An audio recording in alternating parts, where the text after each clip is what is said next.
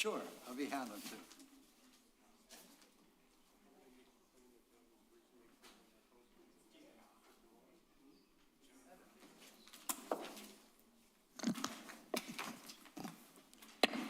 All right, hello everyone. It is Tuesday, June 17, 2025. We'll call the City Council regular meeting to order. Would everyone please rise for the invocation given by Councilman Curley, followed by the Pledge of Allegiance. Our gracious Heavenly Father, we ask that you would be in this room as the council deliberates things that would be good for the city. We ask that it would be calmness in this auditorium. Lord, we would ask that you would be with all the other folks throughout the country, throughout the world that are suffering today, particularly those who in the conflict areas that are getting killed through bombs, and we ask that you would be with them. We ask all these things in your name, Jesus, the living Christ. Amen. I pledge allegiance to the flag of the United States of America and to the republic for which it stands, one nation, under God, indivisible, with liberty and justice for all. Thank you very much. We'll go right into our presentation. Ms. Frederick, are you ready? Yes, sir.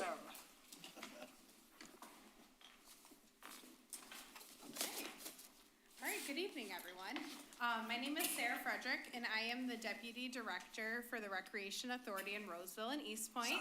I come bi-monthly just to share with the community some of our upcoming programs, and we have really kicked off the programming for the summer this week. We started our summer day camp on Monday, and I just came from our Special Olympics Young Athletes program at the rec for ages 2 to 7. And I'm exhausted. There's 25 kids. I had 7 amazing volunteers, but we did a lot of running around and everything. It was really fun. So we have a lot going on this summer, and I believe I'll just be going over some special events and then different activities for all the age groups. So we'll kick off with our special events. Next Tuesday, we have our Nerf Wars at Shamrock Park.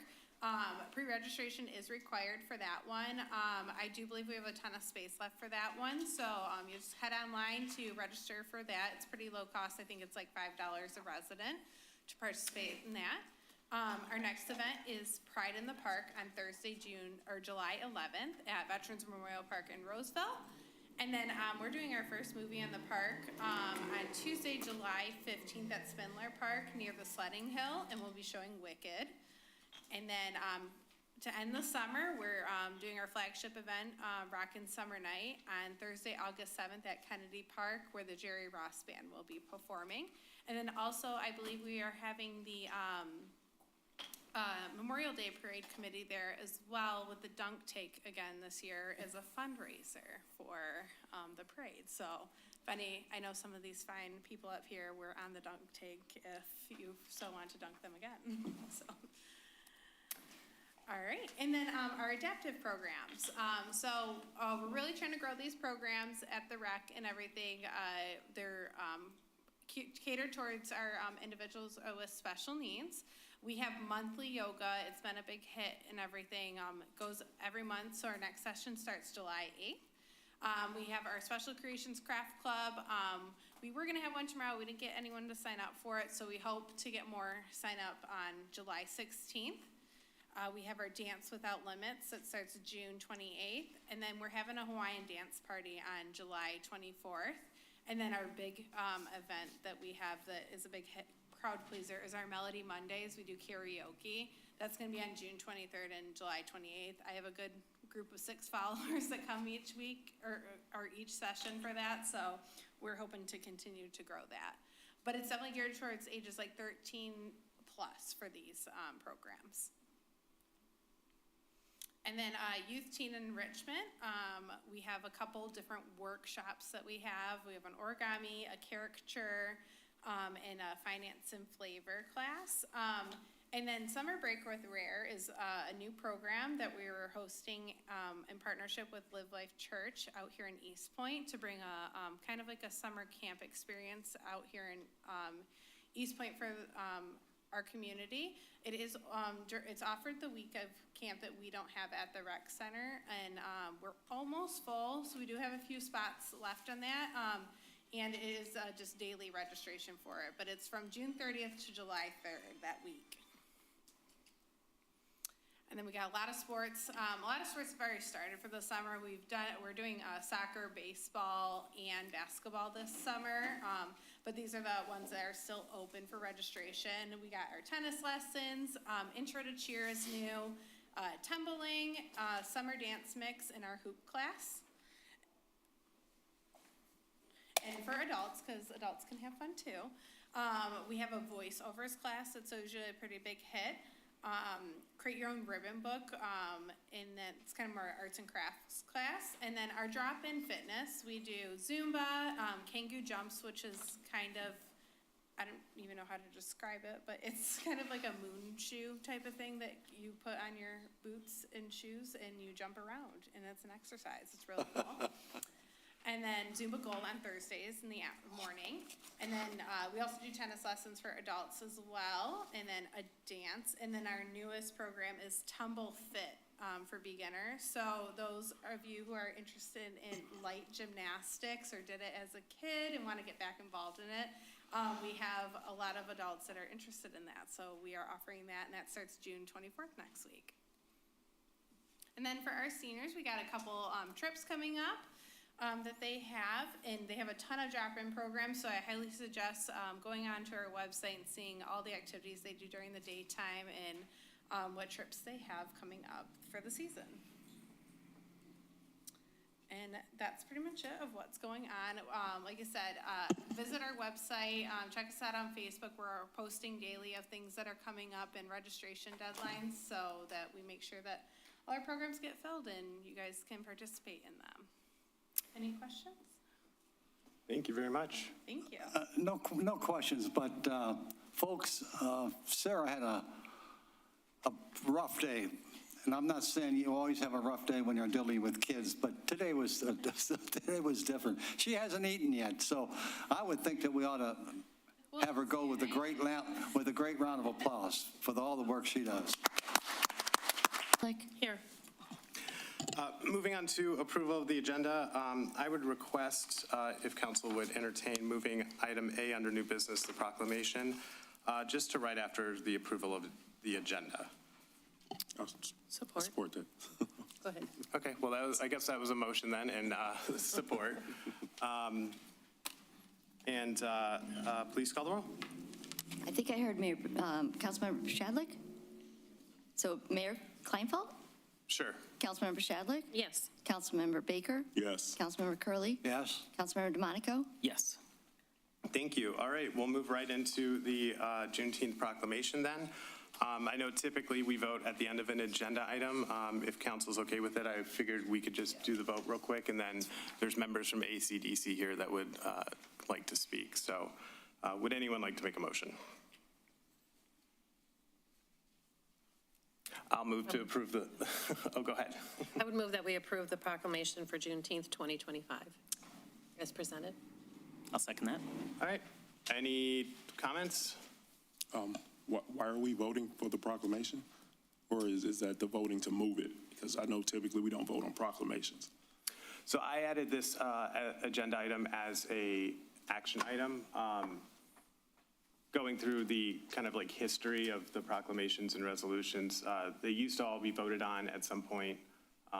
They were placed at the top of the agenda without a vote on it. So basically because I added it as an action item. Okay. Please call the roll. Councilmember Shadlick? Yes. Councilmember DeMonico? Yes. Mayor Kleinfeld? Yes. Councilmember Baker? No. Councilmember Curley? Yes. Thank you. All right, and with that, we have members from our Arts and Cultural Diversity Committee. Would you like to come up to the podium? And I believe they are going to read out the proclamation. Ms. Moody, do you have a copy?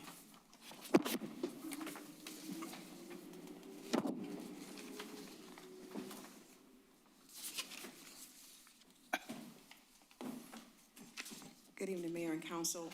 Today, I am Wanda Moody. For those of you who do not aware or don't know me, I'm the chair for the ACDC Commission. And tonight we have Commissioner Russell and Commissioner Hayes. Would you guys like to say anything before I read the commission? Okay. Whereas, City of Eastpointe proclamation, June 19 as Juneteenth 2025, June 17th, 2025. Whereas, on January 1st, 1863, President Abraham Lincoln issued the Emancipation Proclamation, setting in motion the end of slavery in the United States. And whereas, the Civil War ended with the surrender of General Lee and the Appomattox Courthouse on April 9th, 1865. And whereas, the news reached Texas when Union General Gordon Granger arrived in Galveston Bay with Union troops. It was on June 19, 1865, that he announced, "The people of Texas are informed that in accordance with the proclamation from the Executive of the United States, all slaves are free." Whereas celebration of the end of slavery, which became known as Juneteenth, is the oldest known public celebration of the end of slavery in the United States. And whereas Juneteenth commemorates African American freedom and celebrates the successes gained through education and greater opportunity. And whereas we welcome all to attend the local celebration of Juneteenth starting at 4 p.m., located here at City Hall and brought to you by the Arts and Culture Diversity Commission of Eastpointe. Now, therefore, the members of the Eastpointe City Council declare June 19th as Juneteenth 2025 in the city of Eastpointe and urge all citizens to join in this celebration. This is signed by Mayor Michael Kleinfeld, Rob Baker, Council Member, Harvey Curley, Council Member, Cardi DeMonico Jr., Council Member, and Margaret Pocheski, Council Member. And we thank you and appreciate you. And again, as the mayor said, we encourage each and every one of you to join us on this Thursday, June 19th, from 4 to 7 for our Juneteenth celebration. You will be excited. You will be so intrigued about the things that we have to share with you. Thank you, Mayor.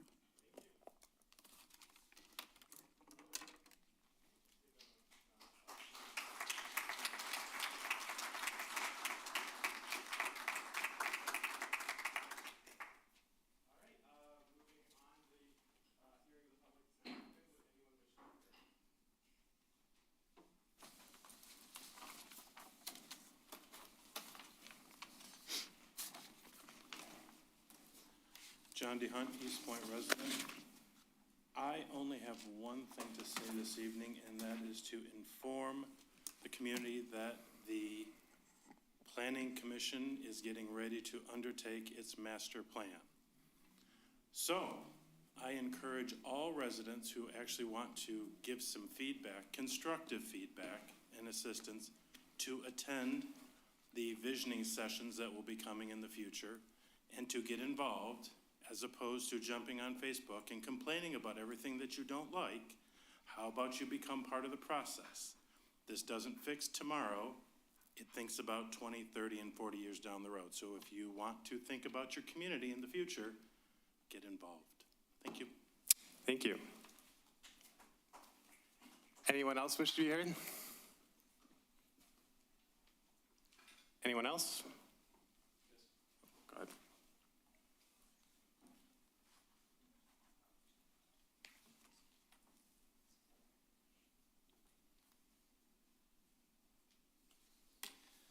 Good evening to the Honorable Council. My name is Will DeSessa. I'm one of the legal representatives of Common Citizen, whose application for special land use approval is on the agenda today. I just wanted to take this brief moment in the public comments section of today's meeting to inform the council that we do have a brief presentation ready to present to the council. It won't take 3 hours or anything, but I just wanted to put that in the council's mind so that we could perhaps move forward with that if the council is amenable to it. Thank you. Okay, thank you. Anyone else? Anyone else?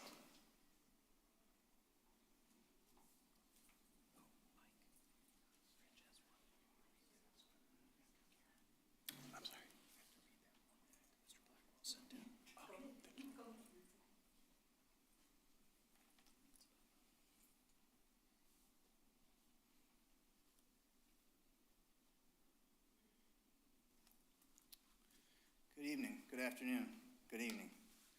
My name is Michael Omajinsky. I ran a car lot at 24545 Gratiot for a good part of my adult life. Provided for my family and my children.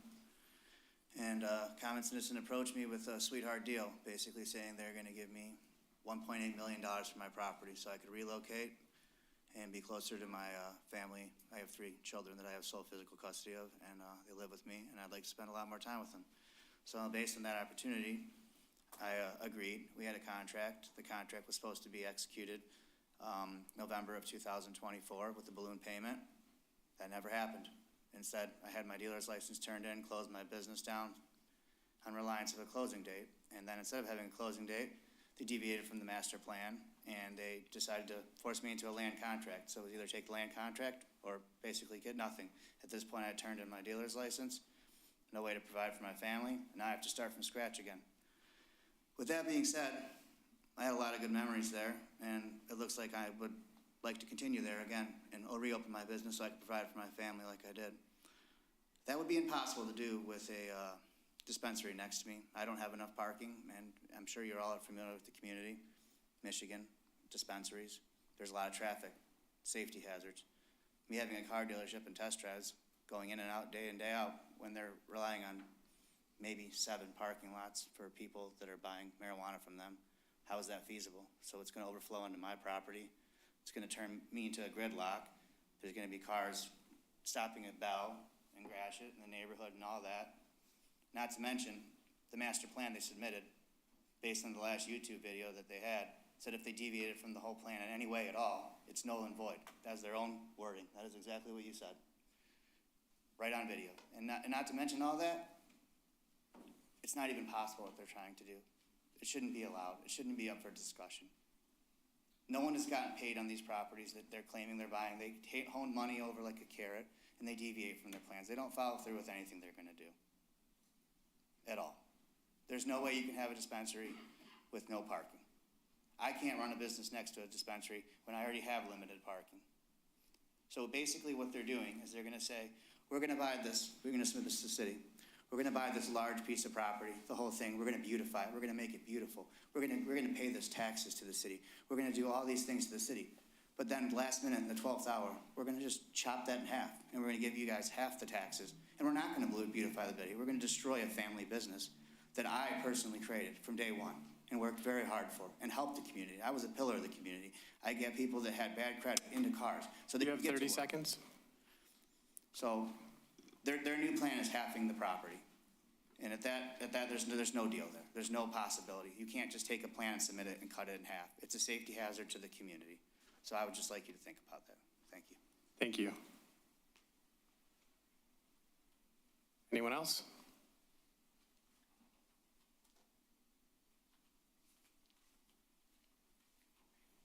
Good evening.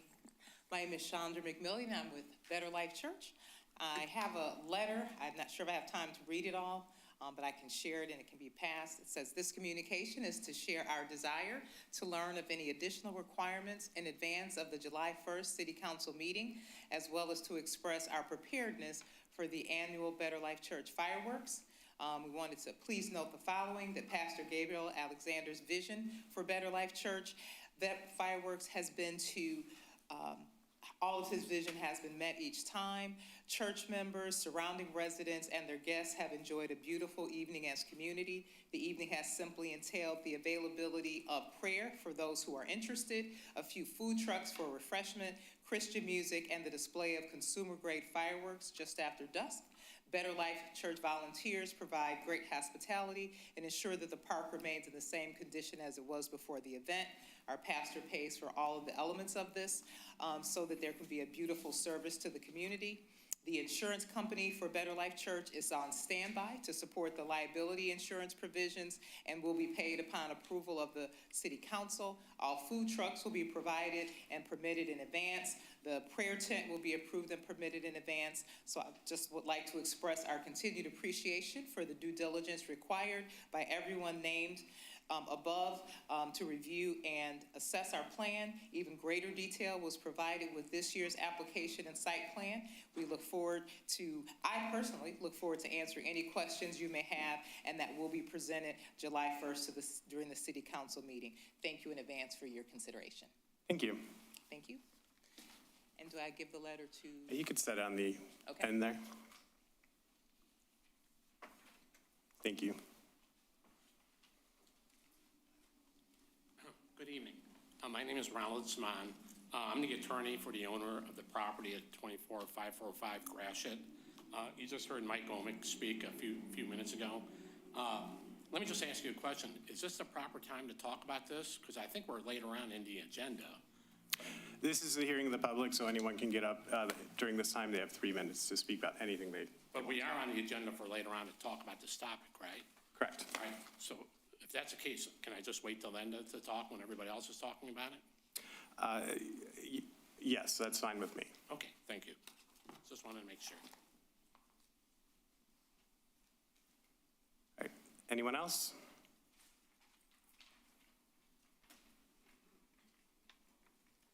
My name is Larry Edwards, Eastpointe residence. I just have a question I'd like to address to Ms. Moody. Upon your event that's coming up, I believe you said Juneteenth, would there be a forum for public questions, answering questions? Right now is just your opportunity for the hearing. If you want to ask her afterwards, that's fine. Well, I think everybody needs to be aware if that's a part of their program and what have you before even giving the thought of attending and what have you. If they would have the opportunity to be able to ask questions and get answers to certain things in regard to the program. All right. Thank you. Anyone else?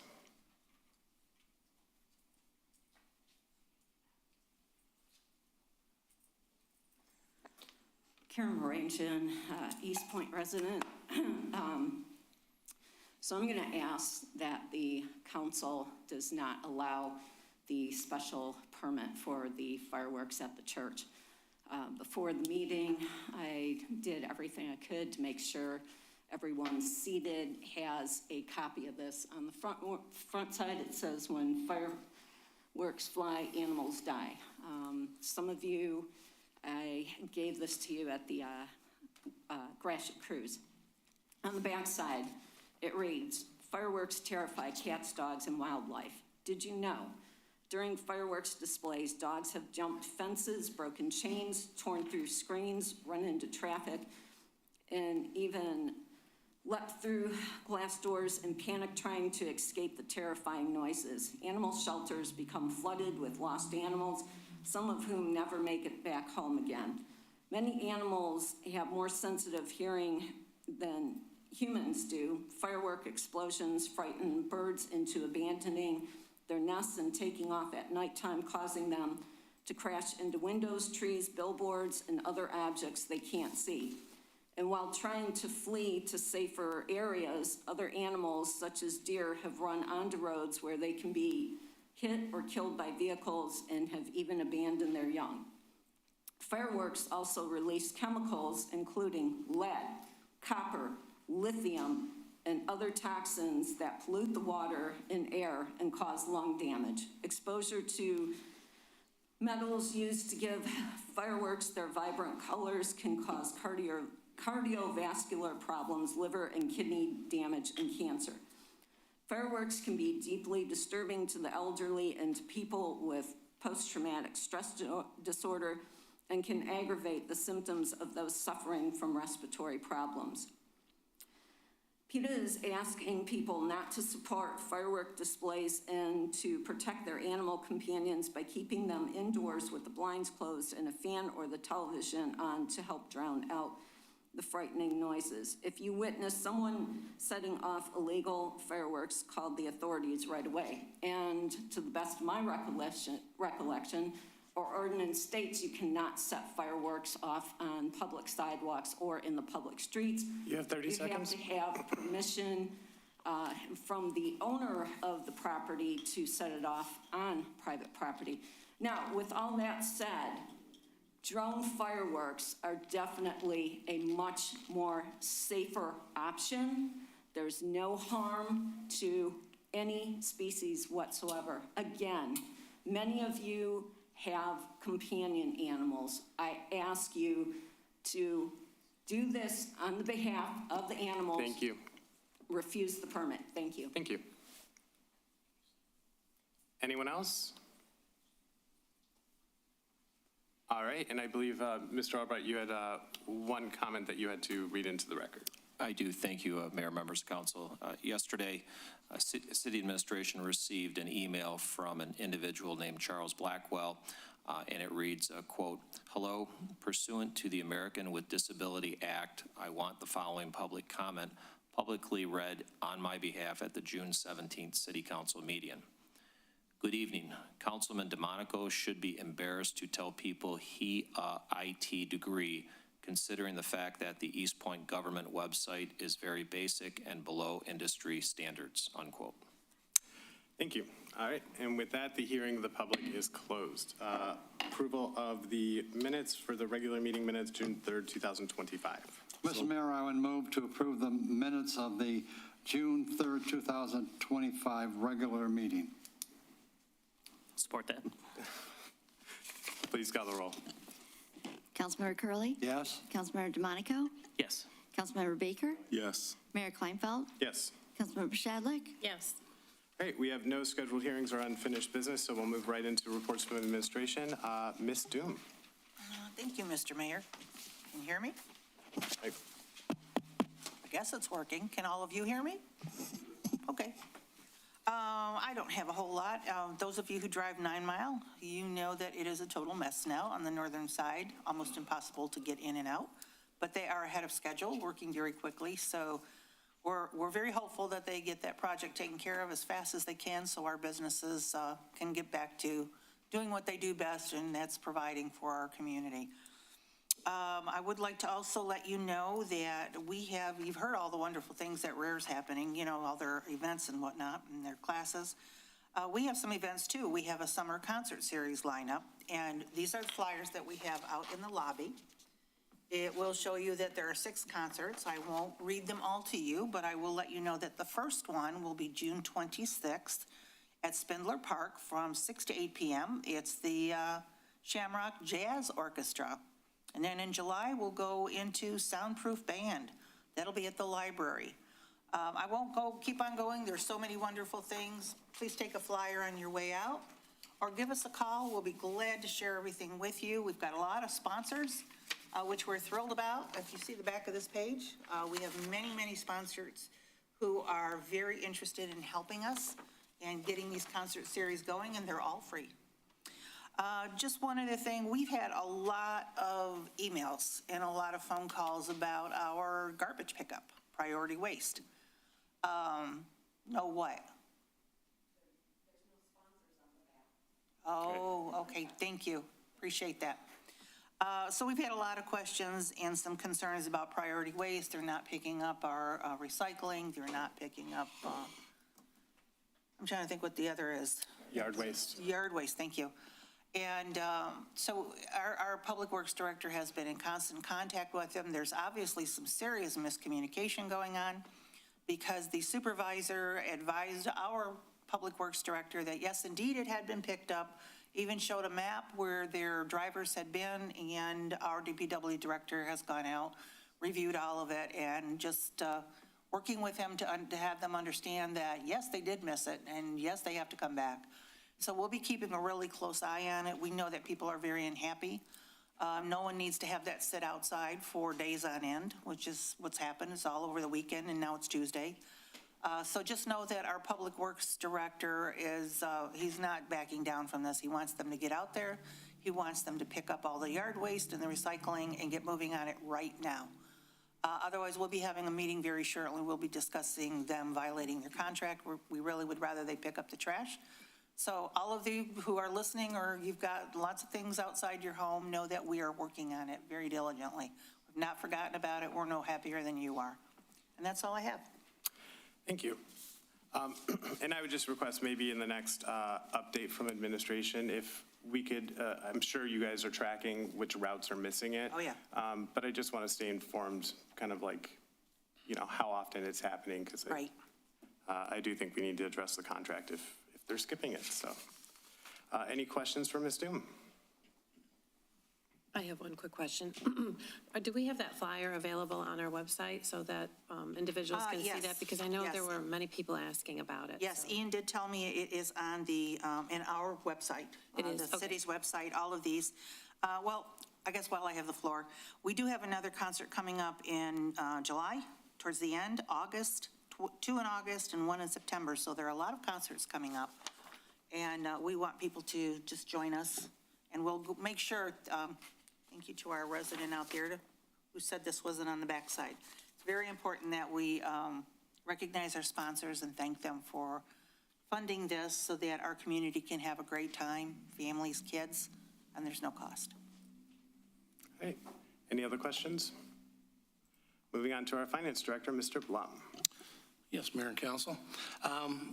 If you recall, on the February 4th agenda, there was an item for a retroactive magistrate pay increase that council chose to take no action on. Last week, our city manager had a meeting with the scale rep and the court, and the basic message was, if the judge wants it and there's budget, we have to pay it. So there will be a retroactive charge. By the end of the fiscal year, it will cost the funding unit almost $41,000. So just so you're not blindsided at audit or any of that, we're not given a choice by scale on doing that particular change. So it is, the retro is paid and the new rate's in effect, and then, of course, July 1st, the new rate will be in effect, so. All right. That's all I have. Any questions? All right, moving on to our city attorney, Mr. Albright. Thank you, Mayor, members of council. In light of some other agenda items this evening, I don't have anything further to add. I'm happy to answer any questions. All right, any questions? Thank you. All right, thanks. We'll move into new business. Item B, reschedule second reading of ordinance 25-1249. Would anyone like to make a motion? Sure. Mr. Mayor, I move to reschedule the second reading of ordinance number 25-1249, providing for the annual appropriations and tax levies for the city of Eastpointe for fiscal years 2025-26 to the July 1st, 2025 regular council meeting. Second that. All right. Please call the roll. Councilmember Curley, Yes. Councilmember DeMonico, Yes. Mayor Kleinfeld, Yes. Councilmember Shadlick, Yes. Councilmember Baker. Yes. All right, moving on. I didn't have my mic on, did I? You guys couldn't hear me at all, right? I'm sorry. Oh, no, you're good. Moving on to item C, approval of award for contract for Wilmot Reconstruction Project. Would anyone like to make a motion? Sure, Mr. Mayor. I'll move that we award the contract for the Wilmot Avenue Reconstruction Project from Semrata Stevens to Florence Cement Company, 51515 Corridor Drive, Shelby Township, Michigan, 48315, in the amount of $555,064.40, $150,000 of which will be covered by CDBG funds, and further authorize the city manager to execute all necessary documents. Second. All right, any questions? Please call the roll. Councilmember DeMonico, Yes. Councilmember Baker. Yes. Mayor Kleinfeld, Yes. Councilmember Shadlick, Yes. Councilmember Curley. Yes. All right, moving on to item D, approval of award for a contract for the Kennedy Park splash pad. Yes, I move that we award the contract for the Kennedy Park splash pad to DMC Consultants Incorporated, located at 13500 Foley Street, Detroit, Michigan, 48227, in the amount of $2,561,047.42, and further authorize the city manager to execute all necessary documents. Support. All right, did anyone have any questions on this? Not a question, Mr. Mayor, but I would hope that we would continue traditions, particularly from the mid-'90s, whenever we had something like this, the swimming pool, the splash pad, that the mayor of the city, whomever he or she is required to stand in the middle of it in full dress.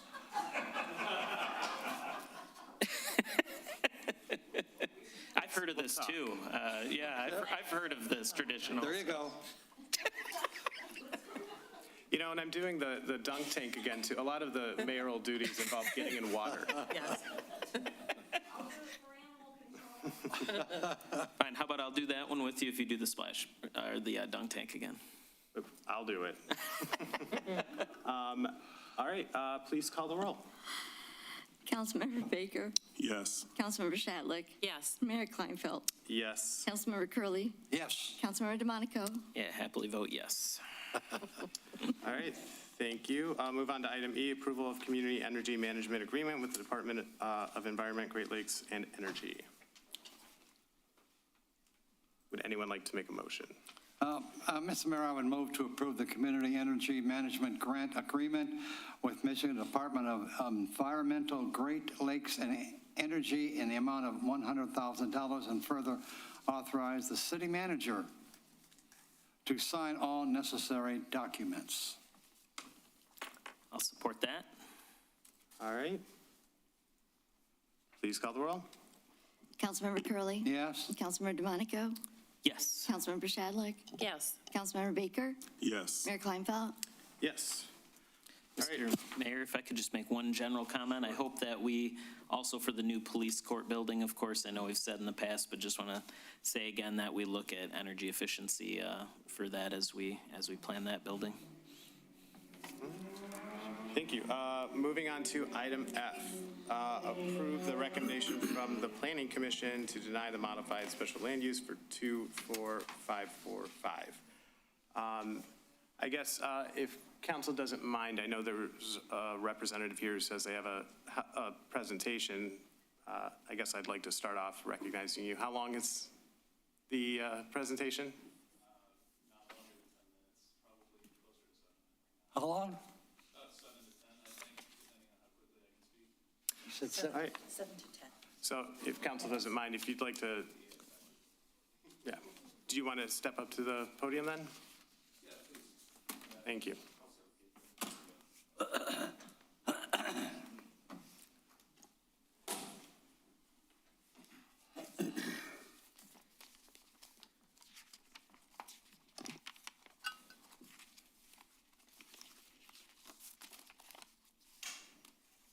We're setting up a visual aid to accompany this. Council doesn't mind.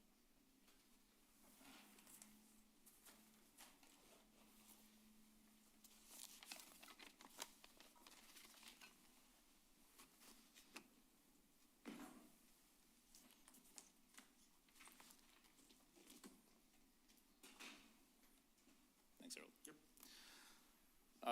Well, good evening to the Honorable Council. Once again, my name is Will DeSessa. I'm one of the attorneys representing Common Citizen in connection with its current request for approval of its proposed amended special land use related to the Medical Marijuana Provisioning Center facility within the city block along Gratiot Avenue between Forest Avenue and Bell Avenue. Now, with me tonight are a few members of our team. We have Brian Etzel, who is my partner and colleague at Williams, Redner, and Plunkett. He's the head of our legal team. We also have Harold Remlinger, Principal Architect from Design Team Plus. Thanks, sorry about that. As well as Mr. Shadi Zaki, who is Common Citizen's Principal and Authorized Representative. Now, Mr. Zaki wanted to be here today to show the Common Citizen's leadership remains committed to seeing this project through to completion. We do have a presentation tonight from Mr. Remlinger, and in a few minutes he's going to come up and outline all the potential beneficial aspects of this project. He's going to say a few words on the application of the factors that govern special land use requests under Section 13.03 of the City Zoning Ordinance. But before our team discusses the merits of the project, I think it's important to set the record straight on a few items, including some of the ones that were just said at the public comment portion of our meeting today, and to outline a few unifying principles that must guide the council's decisions. I'd like to start by discussing a bit about how we got here. Now, Pursuant to the city's medical marijuana licensing ordinance, Common Citizen applied for a medical marijuana provisioning center permit, and that application was reviewed in 2021 and 2022. Then on March 2nd, 2023, the Planning Commission approved our original site plan and recommended that this council approve our request for special land use. And on April 4th, 2023, the council approved our original request for special land use. Now, on April 1st, 2025, we submitted an amended special land use application request to amend our previously approved site plan. And on May 22nd of this year, the Planning Commission considered that request and our request for a modified special land use. And after a 3-hour discussion during which multiple members of the commission acknowledged there was no legal basis upon which our request could be denied, a majority of the commission voted to approve our request for site plan and to recommend that this council approve our request for special land use. Now, the property owner at 24545, which is on the corner of Gratiot and Bell Avenue, spoke just a moment ago and referenced a video at the that was presented at the June 10th meeting of the Planning Commission. And I just have to speak on that briefly because multiple misrepresentations were made about what was on that video. So to set the table, we prepared to come before this council at the June 3rd, 2025 agenda. On Friday, June 6th, we received notice that our request for a special land use would be brought before the Planning Commission again for a special meeting 4 days later on June 10. And there, the Planning Commission, the Planning Commission left intact their approval of our request for a site plan. However, they rescinded their recommendation on our request for special land use and then voted to recommend denial, which is before the body today. This recommendation on our request for a special land use was primarily based on a video of the November 2nd, 2022 meeting of the Marijuana Scoring Committee. During that meeting, the finance director, Mr. Blum, requested clarification as to whether the city could rescind an approved medical marijuana facility permit if an applicant misrepresented the site they intended to construct. Now, at that June 10th meeting of the Planning Commission, the question was asked, why didn't Common Citizen produce the video for the Commission's consideration at the May 22nd hearing? And respectfully, the answer to that and the response to the comment that was just made by the owner at 24545 is simply that we do not believe this video should impact the council's decision today in any regard. Director Blum's statement during the scoring committee's meetings were not made on Common Citizen's behalf, contrary to what was just said at public comment. And they were not made on deliberations on site plan or special land use requests. And of course, Common Citizen did not obtain approval for its original site plan only to throw shovels in the ground and construct a completely different building and ask for forgiveness later. There was no active misrepresentation by Common Citizen. We requested through the proper channels the special land use approval. Pardon me. The revocation of Common Citizen's permit approval is not on tonight's agenda, and even if it were, the grounds for revocation are expressly spelled out in section 10-271 of the city's code of ordinances. Filing a request for amendment to a previously approved special land use request is not among those criteria. Mr. Blum's question at the November 2nd, 2022 meeting of the scoring committee was an appropriate question. But the council has not been presented with any reason why Common Citizen's permit should be in jeopardy at tonight's meeting. Common Citizen is aware of and is concerned with what appears to be a circulating narrative that Common Citizen's request for a special land use is somehow evidence of deceitful business practice. The city's code of ordinances allows Common Citizen and any business that operates in the city to request amendments to site plans and special land use requests, and that is all we have done. We do not believe the city's position on this matter is that the mere act of submitting a request for amendment to a previously approved special land use constitutes cause for accusations of dishonest business practice or fraudulent conduct. And this is especially true where the special land use we are supporting here today is precisely the same special land use that was approved by this council in April 2023. We brought forward a request to use the subject property as a medical marijuana facility then, and we do so again today. Ultimately, after the June 10th meeting of the Planning Commission, Common Citizen is left in something of an incongruous position. On the one hand, the Planning Commission left intact its approval of our amended site plan. but it recommended denial of our special land use request. And with all respect to the Planning Commission, the recommendation does not comply with the applicable law set forth by the city's own zoning ordinance. Again, we are requesting permission to use the subject property as a medical marijuana provisioning center. That very same request was previously approved by this council on April 4th of 2023. And today, we ask that the council approve that exact same use. Nothing about our proposed use is different from the original approval request, and so nothing about the legal analysis applicable thereto has changed. And it's critical that it be remembered we're not here to re-review the scores the common citizen received at the end of the application process. We're here to address a special land use approval. The standards for review for those items are set forth again by the city zoning ordinance, section 13.03.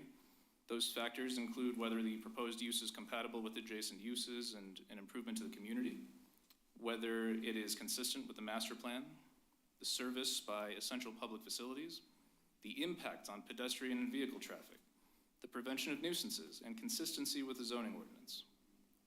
The agenda packet for today's meeting includes a February 6, 2023 memorandum by the city's own contracted city planner, McKenna, which states that the use requested by common citizens satisfies those very criteria.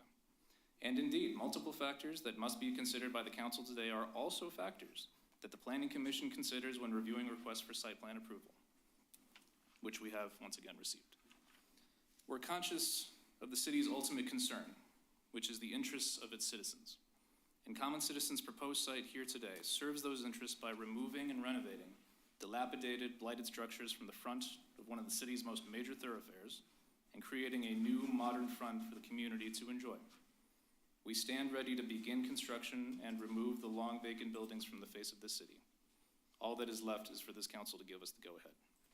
With that, I'm going to briefly turn over to Mr. Remlinger to discuss our proposed site, and I thank you for listening to me. Thank you.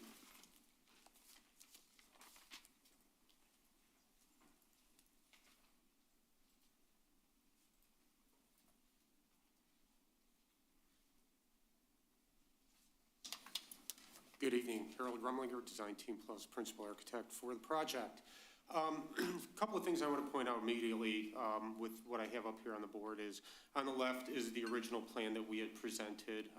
First off, with our proposed new building pushed all the way to the corner of Forest and Gratiot. The time that we had to reconsider this project and rethink this project as an adaptive reuse, we actually were able to make the project better.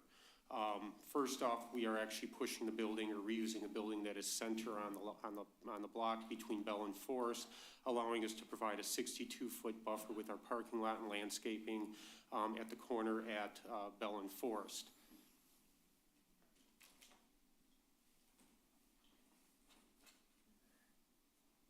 A little bit easier to see here in color.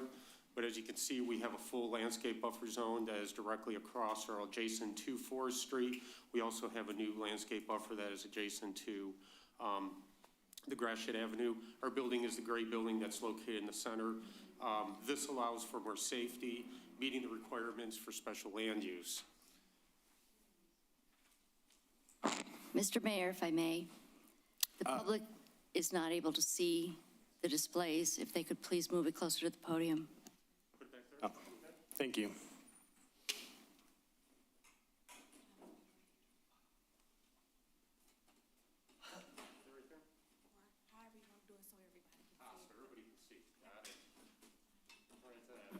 How's that? Can council see? Yes, thank you. Perfect. So I'll stand over here with a microphone over here. So what you're looking at is a perspective that is actually at the corner of Forest and Gratiot, looking back at the building. We're taking an existing building, which is a Joe's Music Store, and we are adding the same facade treatment that we did on the new building. This is Common Citizens' actual branding. We are not actually just taking the existing building and painting it. We're raising the parapet, we're raising the height of the roof, we're bringing in new materials. We're actually opening up the front of that building with glazing so that it has transparent windows so that the public can see the public actually engaging in the storefront and activating that street frontage, which is, again, is one of the items that special land use is looking for, energizing that street frontage.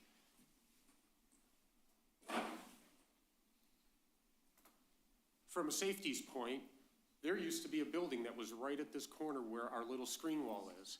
That blocked people to be seeing pedestrians on the sidewalk, walking or on bikes as they're pulling out of Forest. By us putting that building back 62 feet, we've opened up that corner. We've made it safer for the neighborhood. We made it safer for a walkable community. On top of that, what we did along Gratiot, where we have on-street parking, we had put pervious pavement or along Gratiot, so when people get out of their cars, they're not stepping on soggy grass or snowy grass. There is going to be pavement. They have sured footing getting out of their vehicles to walk from Gratiot into the storefront. We've also added bike racks, again, increasing pedestrian walkway, and we've increased the actual visual of the building by increasing the storefront.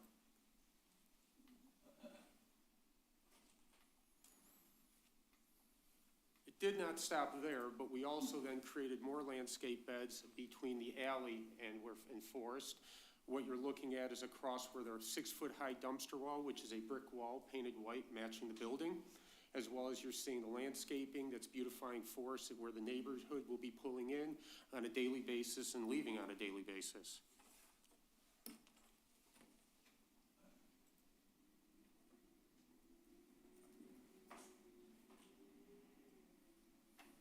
Now, we also own a parking lot that is off of Bell and the alley off of Gratiot, which is back here, which abuts neighborhoods. We actually redid the screen wall there, matching the same texture, same color. We've added landscaping. We've created a buffer so that the residents that living on Bell are not looking at what they're seeing right now, which is the upper picture here. Full view of just a parking lot, full view of just the building that's vacant right now that used to be a dealership. We are now screening that, and we are actually, again, beautifying that walkway coming into the neighborhood, as well as providing a visual that is going to be appealing and everything, and increasing safety again by actually providing the proper buffers between that parking lot and sight lines. And then lastly,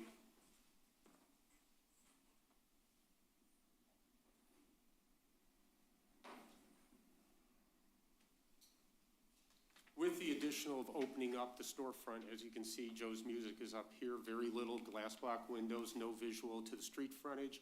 We're recreating a completely translucent facade, energizing this to be a viable business that is going to bring excitement to the block throughout the day and into the evening. And again, translucent. This has been the goal of Common Citizen, that they wanted to put their best face forward. It's not just a block building with a door that you walk in that, you do your business and you leave. This is here for the community. It is supposed to be bringing people together, and it actually is putting their best face forward. So with the items that we did and took in consideration, we have met the requirements set forth by the special land use checklist, meeting the intents of the master plan. As Will had mentioned, it was reported by McKenna that we had met all the criteria, that there were no conflicts, and we've actually been able to, with the delay of time, taken and created a better site plan that is safer for the community, opening it up to being more walkable and creating, removing and eliminating any type of blind spots which currently exist. And we're using adaptive reuse of an existing building, diverting waste to landfills by reusing that existing building, and able to open up quicker and construct quicker based on that. Thank you. Thank you. Does anyone on council have any questions? Did you have something to add, or? Only that if there are any further questions, we're happy to address them at this time. All right. I guess, is Mr. Myers over there? Did you want to speak to this item? I don't have, unless you have a direct question for me. Okay, no, I was just making sure before I open it up to council. Would anyone like to kick us off?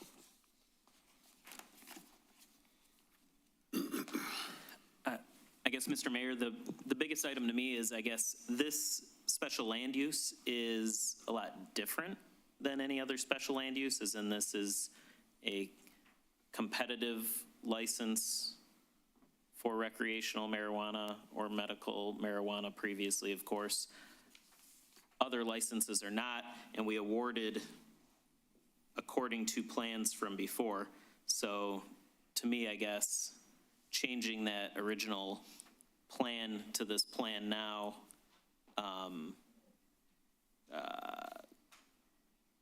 is inconsistent, I guess. We gave points, well, we as in the city, of course. Thank you to the members of that committee because that took a lot of time. Gave points according to those plans then, and that special land use from a few years ago was according to those plans. So I don't see how we can approve something different. And I guess maybe after all of this now, I maybe just have one main question for the applicants then. Are you changing your plans only to meet the end of your deadline? Can you do the original plans if you just needed a little more time? I guess that's essentially my question. At present, Councilman, thank you for the question. At present, we have, it's been our position fervently from the beginning of our request for this particular special land use amendment that it was not merely brought on to help us to satisfy any deadline, including the December 31st deadline. The principal motivating factor, and I didn't want to get into numbers and percentages if I didn't have to, but the principal motivating factor was this, and I think we've sort of spoken this to death at the Planning Commission and before at previous council correspondence. Here. If I may, just a moment.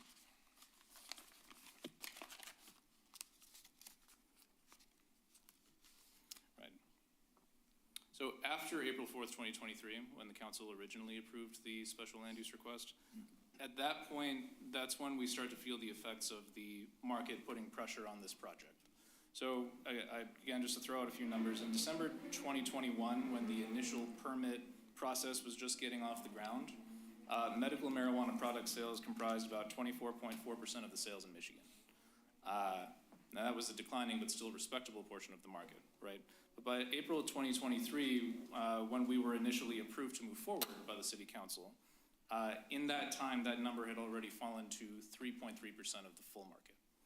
And as of April this year, medical sales were, and I'm not exaggerating, 0.19% of the market in the state of Michigan. And all that entails. That includes a concomitant decrease in share of revenues by medical and adult use facilities in the state of Michigan. I can say it in a million different ways, but medical is effectively dead. With the complete erosion of the market share for medical marijuana in the state, our original project has become, through no faults of the city or common citizen or anyone, financially untenable. So in accordance, again, with the city's code of ordinances, we submitted a request to amend our site plan and our special land use. And again, on May 22nd of this year, the Planning Commission considered those requests. And after a 3-hour discussion, a majority of the commission voted to approve our site plan, which remains approved to this day. And at that time, they had voted to recommend approval of our special land use request. So the long and short of it, no, it's not merely a last minute effort to attempt to satisfy any deadline. So I guess I just have one more comment for City Council then. Thank you, by the way, for that answer.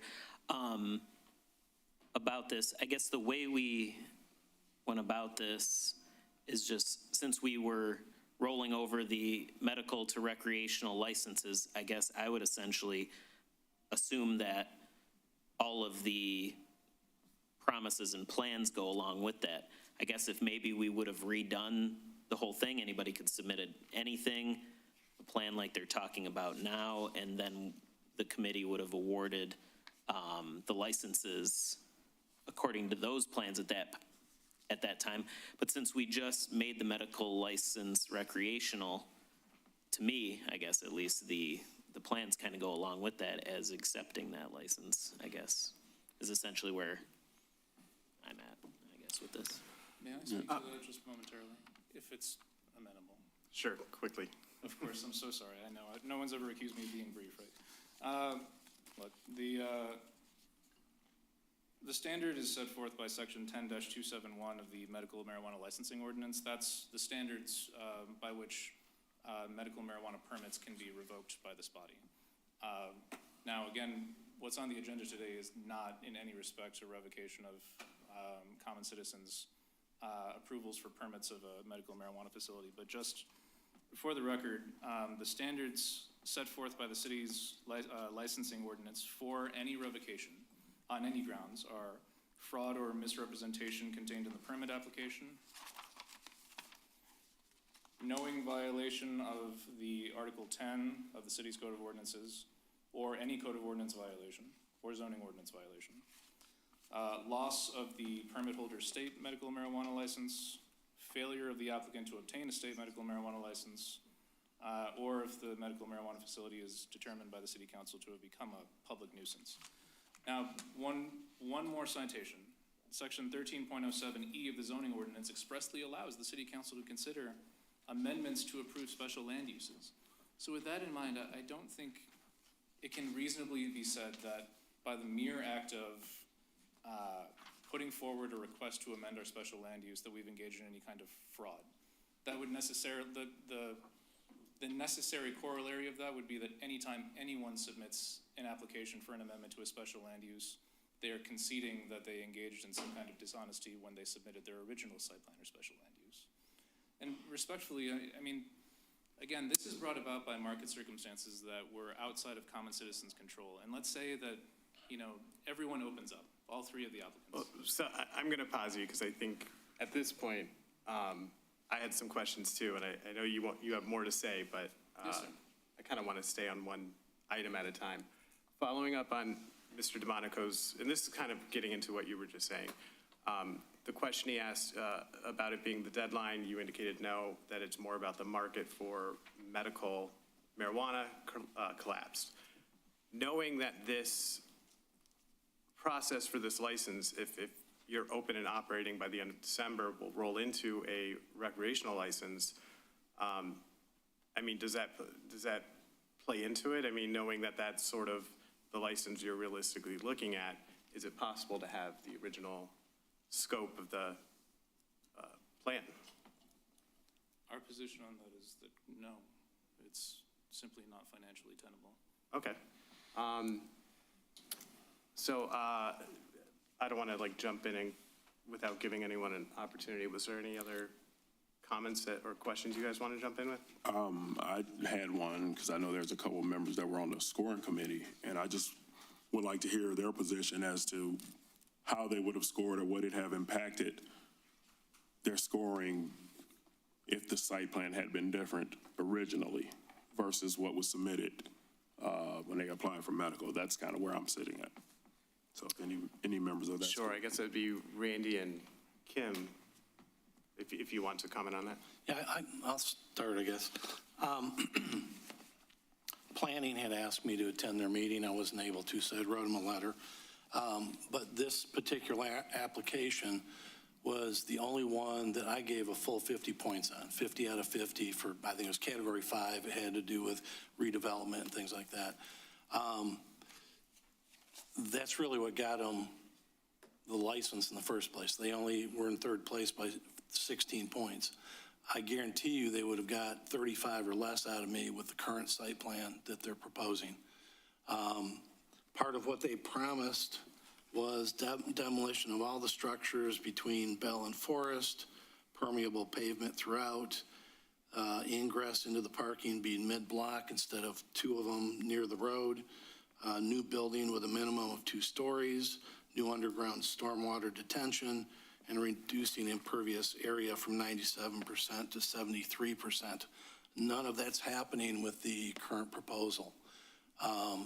In addition, I want to bring up, after the original request, the 8 and Kelly property, they got 49 out of 50, not because they had such a wonderful site plan, but because they were going to demolish a oil change and do remediation. They're now coming in and trying to get out of the demo and remediation part because what was being done here with Common Citizen.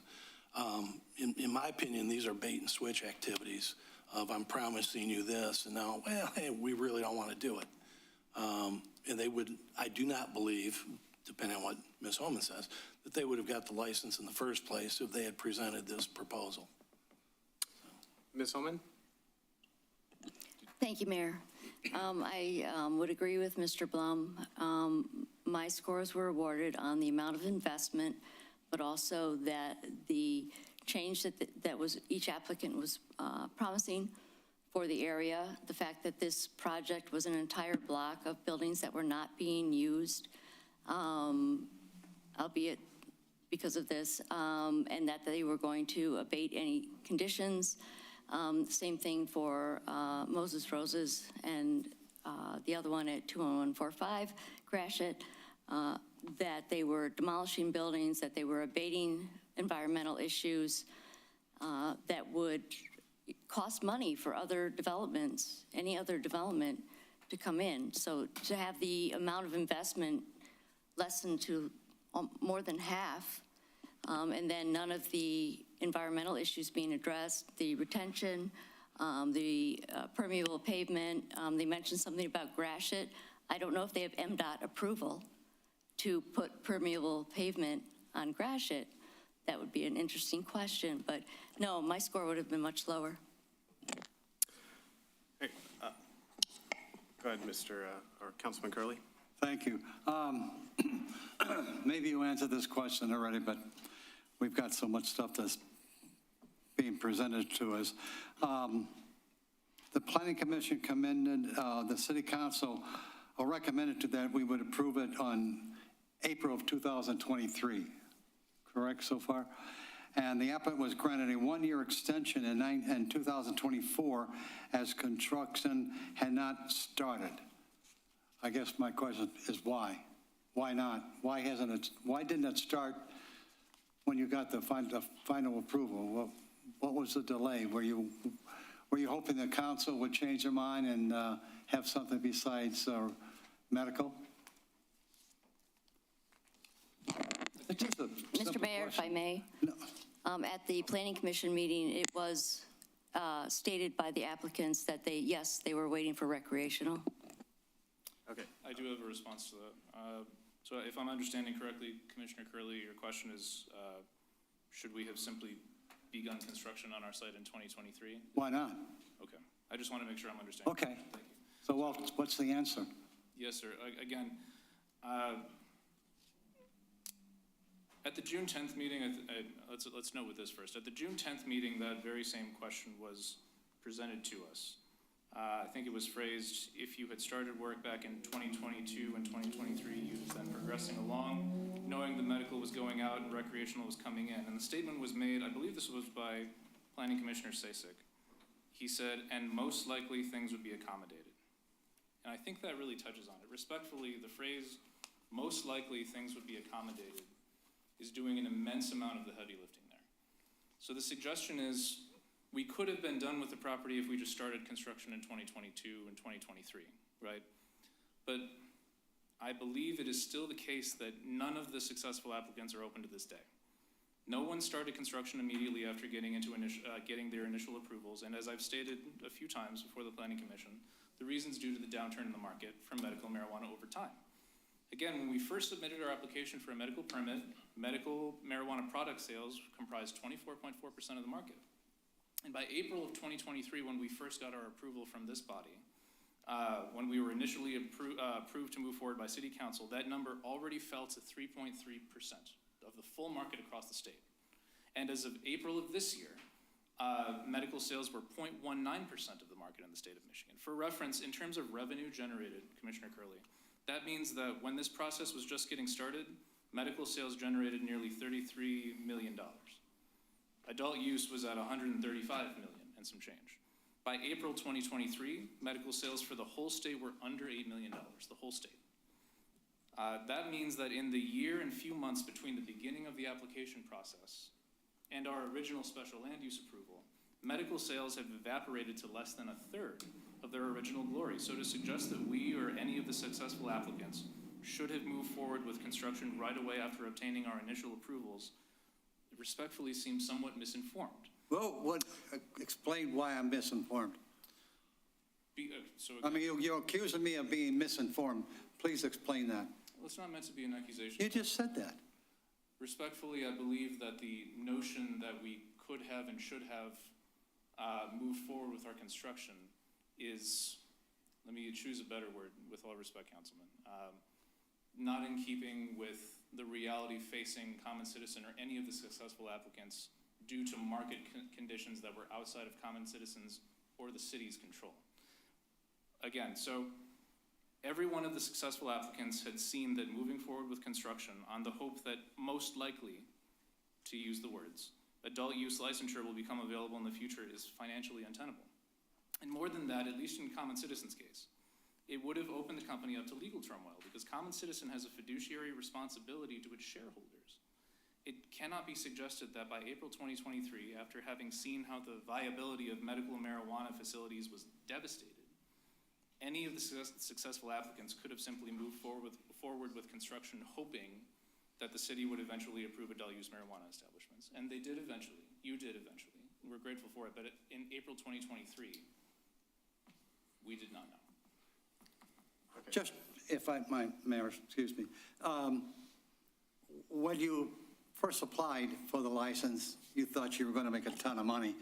And when you found out that the market for medical marijuana fell through the floor, did someone in your company, your shareholders, say, write a letter to Eastpointe and tell them that we're not going to make enough money with medical, so we're not going to start building until we find out where the market is, and then hope that the city gets the new licenses. Is that what your kind of thought was? I'm not aware of shareholder correspondence in that regard. Shadi can speak to that, but just very quickly, while I'm not aware of the correspondence, our fiduciaries to those shareholders remain intact whether or not they expressly asked for it. So was a letter written? Was a letter discussed? There was an email.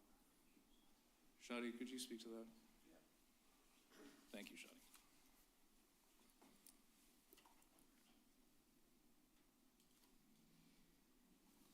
Shadi Zaki, one of the principals of NPM in Common Citizen, the license holder. I mean, where should I even start? Nobody's got a crystal ball, right? Nobody's got a crystal ball. So I'm going to interrupt. I'm going to let you speak. Try to just directly answer his question, Sure. and then, I don't want to dominate too much of the conversation. No problem. So Councilmember Curley, what drives development, any development, whether it's commercial, industrial, what have you? It's financial feasibility. So as fiduciaries for our shareholders and our investors, we can't just go out there and spend money if we're not sure that there's a real market there. When we applied for this application, this permit, it was in 2021. It took a couple years to get to this point because we all know it takes time. Nobody knew, though, that the market would turn that fast. So yes, as responsible business owners, we are always keeping an eye on the macro level economics, and that's what drives development. But to say that this is a bait and switch, I mean, that's a bit far-fetched with all due respect. And the reason for that is that we have all of the same elements that we scored and achieved those points for. Reconstruction, demo of vacant buildings, cleaning up the block. Yes, there is one building that we are now, because of the change in the marketplace, trying to exclude, but we are still providing the same level of development minus that one building. We are trying to do everything in our power to make sure that that entire block does not remain vacant and an eyesore for the city. Thank you. One last thing, if I may. I want to ask our city attorney, the motion we have on here and the following facts, are you the one that wrote this? No. You've read it, though? Yes. If this passes, is this an invitation for us to go in front of a judge, or do you feel that we're okay? I can't predict what a court would ultimately do, Councilman Curley. I know that city administration prepared this proposed motion to not approve the proposed special land use approval. What the council's job here is tonight is to look at the zoning ordinance for special land use approval, and there are several factors in there. And the council is required to make certain findings, and as long as those findings are supported by the record, and that's what's being done here tonight, you're hearing from Finance Director Blum and others, and based on the evidence that comes forth during this meeting and using that evidence and applying the factors, if you or the council believes that those factors have been satisfied, then the correct motion would be to recommend approval. If you find that those factors in any way are not supported by the record that's established here tonight, then the appropriate motion would be to recommend not approving it. This is not a revocation of the actual license that is up tonight. That is a separate matter. Yes. And it's governed by a completely separate ordinance that, if that came into play, that is something that the council would consider. If the council denied the special land use approval request this evening, the applicant still has the ability to proceed under the previously approved special land use approval. And they have time to do that. If they end up, for instance, if the special land use approval request here tonight is denied, they still have the right to proceed under the previously approved special land use approval that was previously granted by this council. If they meet the deadline that has been established by the council of December 31st, then they automatically qualify for one of the 4 adult use licenses. If they do not meet that December 31st deadline, it doesn't mean that they're automatically out of the game. Right. They can still apply for, at that point, assuming the other 2 medical marijuana businesses are open by that deadline, that would leave 2 adult use licenses available. So they would be then able to apply just like any other party would be able to apply for those 2 available licenses. I know that's a long-winded answer. Yeah, well, yeah, it was long-winded. I apologize. Well, in due respect, you are an attorney, so there's no such thing as a short answer. Mr. Mayor, this is excuse my French, this is a hell of a long 7 minutes, and I'm done. Right. Mr. Mayor, if I may clarify that there is one applicant, unlike what has been put into the record. Mr. Myers, they've been following all the requirements. They have been putting their money in once this decision was made. I don't know if you want to expound. Mayor, the reality is one of the 3 clients that were granted a license for medical marijuana followed the procedure from what they got in 23, and they have been proceeding at the same standards which was set by the voted rights to permit a license with a building and a land use property. And they've already been in the process, and we haven't let them deviate from their standards set by their structure to this date. And so the question really that has been on the table, which planning cannot address for you, is there any legitimacy for the reasoning? That's what the video was on June 10th, is what happens if we get down the road and they change a design completely from one style to a much lower style? Is there any rights and room for this city to dismiss their licensing capability in this property? They have matched the zoning standards for a new design on the building, but it doesn't necessarily design, in my recommendation as a staff, it doesn't complete the recommendation of how they got appointed to being one of the 3 adult medical marijuana, medical marijuana licensing in the city. And one of the agencies that has won that permission to have a license has complied with what they started with in 2023. And that's what's bringing the question to the table. Can and what should be done with a change of a dramatic design structure, which got them points to become approved to get a license to run a medical facility, is now being transferred into something much, much smaller in their design. Thank you. And I know I watched the last Planning Commission meeting. I did not watch through the whole May 22nd meeting, which was quite long.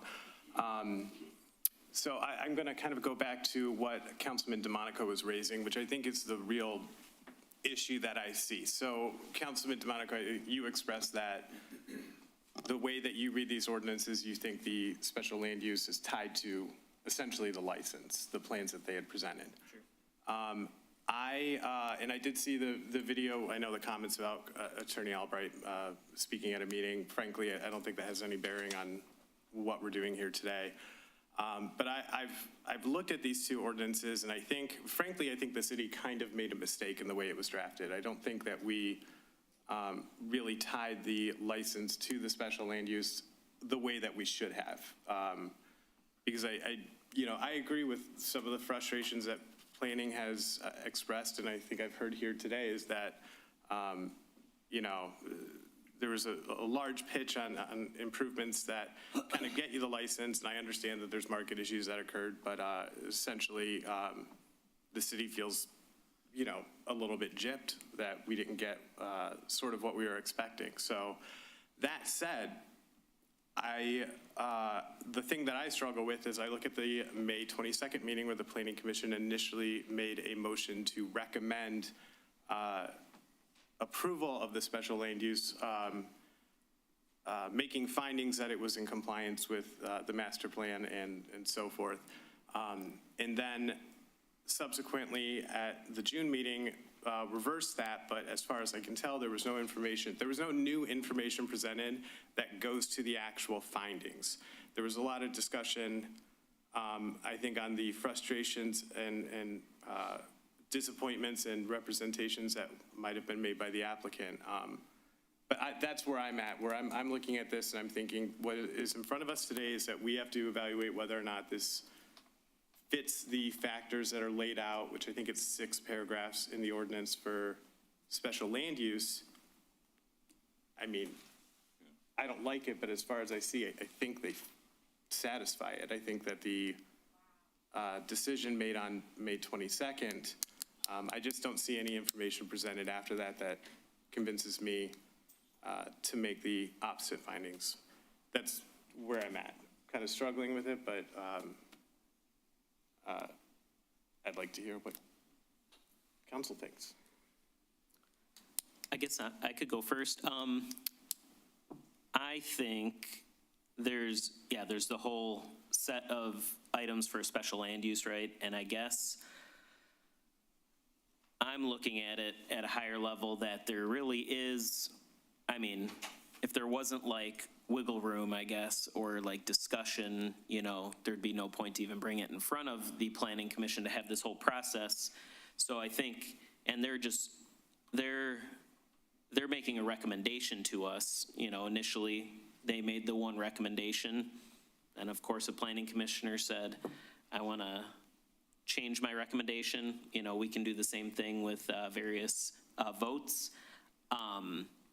Now, I think this is still, the proposed motion on our agenda is still valid. So I think that we could, approve or deny according to that first motion or this new motion. So at least, I guess that's where I'm at with it. Maybe in the ordinance there wasn't specifically a very specific, paragraph that said, the original special land use, has to be used throughout the whole process. But I think there's a lot of things that are, I don't know, assumed in laws, so I guess that's at least where I'd feel comfortable, I guess, going with the denial motion that we have recommended for us in the agenda packet. And I think you're right. I think realistically going into this meeting, I figured council could go either way. I wasn't sure. So in terms of the findings we would have to make, I think the findings weigh in the applicant's favor when looking at the special land use requirements, but they don't comply with the representations that were made to the committee. But that part of it, the falling short of the plans that originally the committee was looking at, to me, I look at that, it falls outside of those factors, and it's just in a different ordinance. And to what you were saying about the assumption, after seeing all this happen, I do think we should go back and look at our ordinance going forward for the recreational to say the special land use has to be in compliance with, the applicant, whatever the applicant represented to get the scoring, so. I'm ready to make a motion, Mayor, if you're ready. Sure. Okay, I would move to deny the proposed special land use for a medical marijuana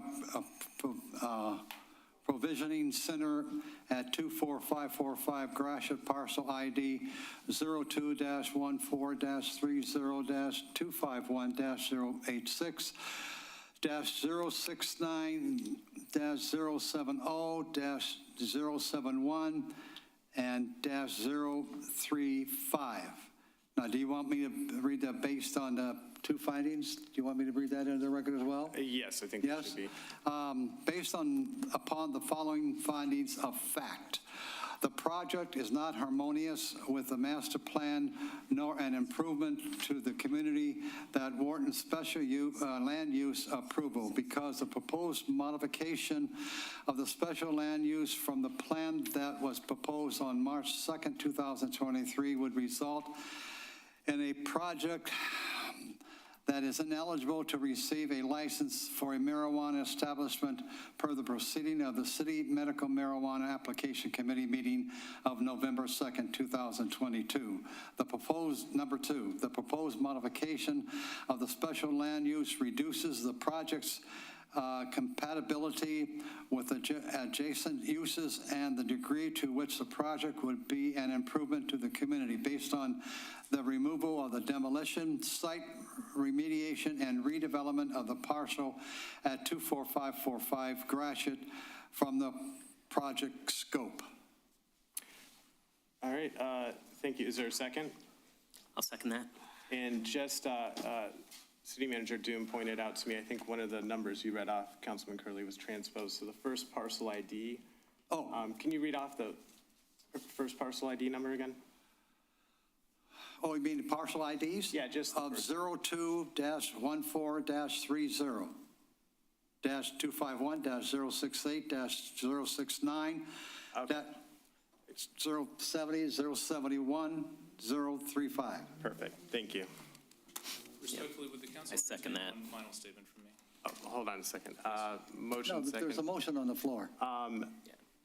If council seeks to ask for a statement, then yes, but at this point, I'm going to ask you to hold tight. All right, discussion? I'd like to hear from him. Oh, all right, there you go.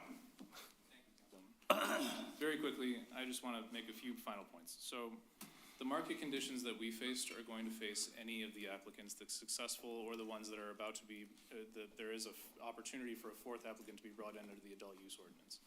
As it happens, because we were one of the successful ones, we realized those actual market conditions, and therefore we submitted our request for an amended site plan and special land use in response thereto. The statement has been made by Madam Homan and Mr. Blum that perhaps the scores would have been different had we presented this plan the first time. I would submit, however, that that is respectfully a hypothetical. And we don't know at this juncture, and perhaps we never will, but we don't know whether if another applicant had taken Common Citizen's place, would they have faced the same marketing conditions? They certainly would have. Would they have responded in the same way that Common Citizen has? They may have. We don't know, and I respectfully submit that we cannot entertain a new review factor on that basis for requests for special land use on a hypothetical that we just don't understand right now. But beyond that, I have to point out also in response to something that Mr. Myers said earlier, I believe it was discussed at the previous planning commission meetings that while perhaps no one else has made a request for a site plan and special land use amendment the way we have, I believe at least one of the other applicants has requested administrative changes and is being allowed to act on those administrative changes. Is that correct? No, sir. There are no administrative changes being entertained by either of the other two successful applicants? Well, I don't want this back and forth. Please try to I believe that direct common was sense. represented at the previous hearings very well. Again, what happened with our license scoring is simply not a factor before the body today, as the mayor has correctly pointed out. And again, I just have to point out that the ordinance, the city's code of ordinances allows for amendments to special land use requests. Because of that, I think logically we must concede that a request to abide by the city's own code of ordinances, to follow the procedures set forth by this council to request an amendment cannot be conflated, cannot be equated rather, with an admission that we were engaged in some kind of dishonesty before. It's rather routine that people ask for a request to amend their site plans and for a request to amend their special land use. It's not indicative of foul play or deceit in any way. It's a response to market conditions in almost every respect, and that's exactly what's happened with us here. Mr. Mayor, that's more than a question. It's more than a statement. There's a motion on the floor. I'm not going to call for the question because you have to have a vote for that. But how much longer are we going to allow the folks to speak? There's a motion on the floor, and we ought to take care of that. I understand. No, see, there's someone else who's raising their hand to speak. We've got a motion on the floor. Let's vote for it and see what happens. So, Councilwoman Pashadlik asked to hear what you have to say. I'm just Well, going to I do too, but he's gone on for over 5 minutes already. How much more is he going to go over? I'm just going to ask you to continue and try to be quick or concise. I'll do you one better. That is all that I had to say on that matter, and I thank the council for its time. I appreciate the frustration, I do. Thank you very much. Thank you. With all due respect, Councilmember Curley, I would like to hear from them too as well, because I know that the Planning Commission spent a great deal of time on this issue. They really did spend a lot of time. Yep. And initially, their response was to approve it after a 3-hour meeting. I mean, it was lengthy meeting, and they spent a lot of time. And then, because of a video, essentially, things were changed. And I'm not sure that I necessarily agree with that. So I want to make sure before I make a decision that I have all the information before me. I also know that block very well. I mean, I live right near there, so I'm very familiar with the area. I've spoken to the residents who are directly behind that area, and they are in favor of your facility. For the most part, they do seem to be rather happy that it would take place. Matter of fact, the only complaint that I've received is from the resident at the corner of Bell and Gratiot. The grass on the property there has not been cut in quite some time, and she was complaining about that, and it still hasn't been cut. So that was the complaint that I have heard about it. So I know that like I said, the residents who are directly impacted in that area seem to be very receptive and positive towards the facility. I have just one quick comment before we vote.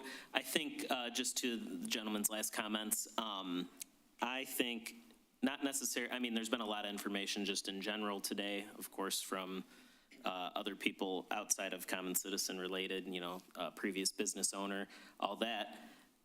In terms of the special land use though, I guess I'm not saying it's dishonest. I would say it's more unfair, I think is probably the term that I would use if we were to allow you to change your special land use, because if anybody else that received one also was able to just put in some huge plan and then change it later, I think it's just unfair. I guess unfair is the term. So I think there's probably one of two ways. I hope that you are successful, of course. I want all the businesses in Eastpointe to be successful, but I think either you have to meet what you previously put in the special land use. This is my opinion, of course. There's, 5 opinions up here.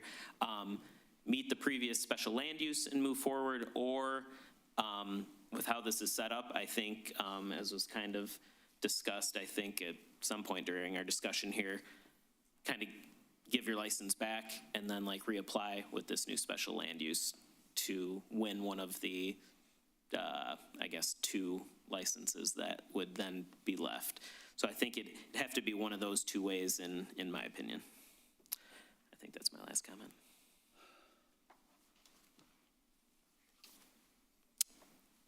All right. Any other comments? Can I say a couple words? Not at this time, sorry. I just wanted to finish up by saying, it really comes down to what findings this body is making. And I know that Rich kind of already mentioned the record here today is what we sort of make that decision on. And I imagine also all the information incorporated in our packet. I tend to think that the first recommendation that was made from planning, or from McKenna to planning, found this, the plan to be harmonious. I think that's the way I lean with this. But I understand that it sounds like maybe a majority of council disagrees with that. So we do have a motion on the floor. Any other comments? Please call the roll. Councilmember Curley, Yes? Councilmember DeMonico, Yes. Councilmember Baker, Yes. Mayor Kleinfeld, No. Councilmember Shadlick. No. All right, motion passes. Thank you, gentlemen. Thank you, council. We'll move on to item G, discussion on city manager search proposals. And I'm going to jump in and just say, I was thinking we should probably schedule a special meeting to go through the applicants and choose 4. I would agree with that. Applicants for what? For the search firms that. Oh, absolutely, yes. There was a lot of information that we got related to this topic. So I guess the question would be, when would be a good time for council to have a special meeting?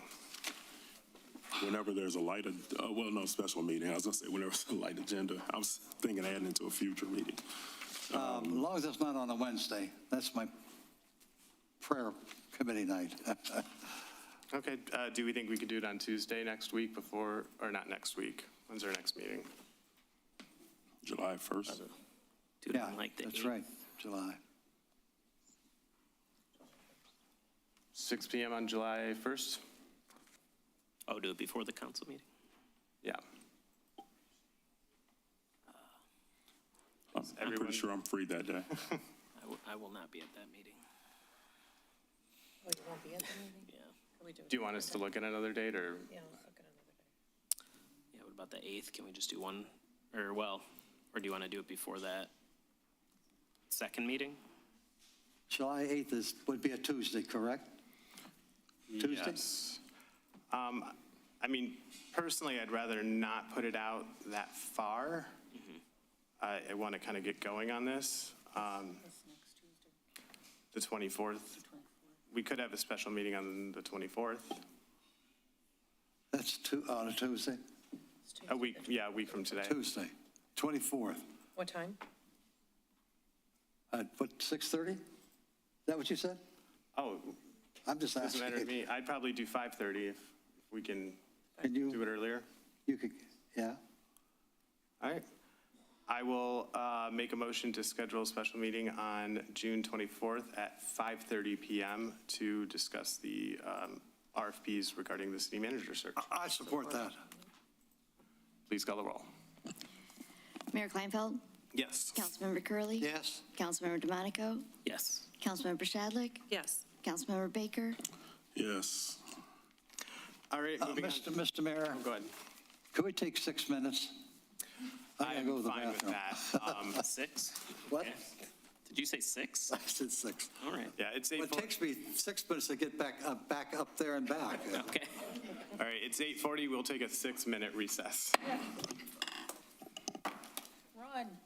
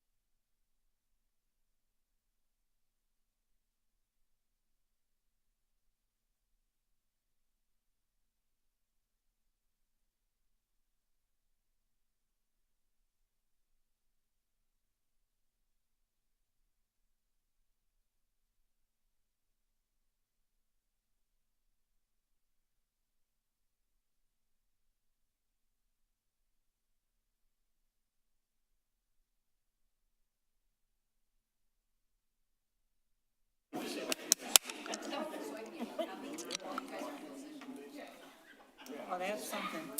Harvey made it back before. Sorry, it's Harvey made it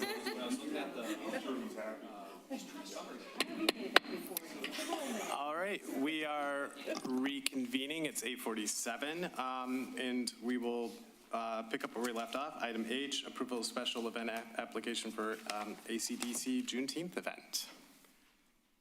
Can I get a motion? I would move to approve the special event application for the 2025 Juneteenth event on June 19, 2025, contingent upon the following.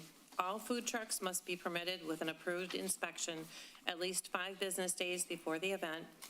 And 2, all vendors selling goods must obtain a vendor's license with the clerk's office. A second. In case anybody was wondering. Did I say inch? No, but just for clarity. Please call the roll. Councilmember Curley, Yes. Councilmember Baker, Yes. Councilmember Shadlick, Yes. Councilmember DeMonico, Yes. Mayor Kleinfeld. Yes. Moving on to item J, approval of special event application, Little Leaders Grand Opening Event. Would anyone like to make a motion? What are we all taking turns here? And what's everyone getting loopy over here? It's only, we used to have much later meetings than this. Come on, guys.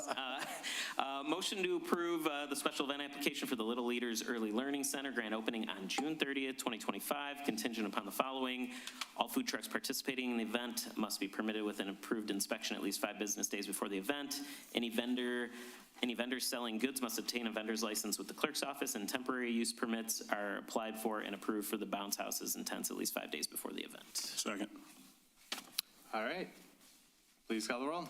Councilmember DeMonico, Yes. Councilmember Baker, Yes. Councilmember Curley, Yes. Mayor Kleinfeld, Yes. Councilmember Shadlick, Yes. All right. Item K, approval of special event application for the 3rd annual Back to School Community Fair. I move that we approve the special event application for the 3rd annual Back to School Community Fair on August 23rd, 2025, contingent upon the following. All food trucks participating in the event must be permitted with an approved inspection at least 5 business days before the event. Any tent larger than 10 feet by 10 feet must be properly permitted. Any vendor selling goods must obtain a vendor's license with the clerk's office.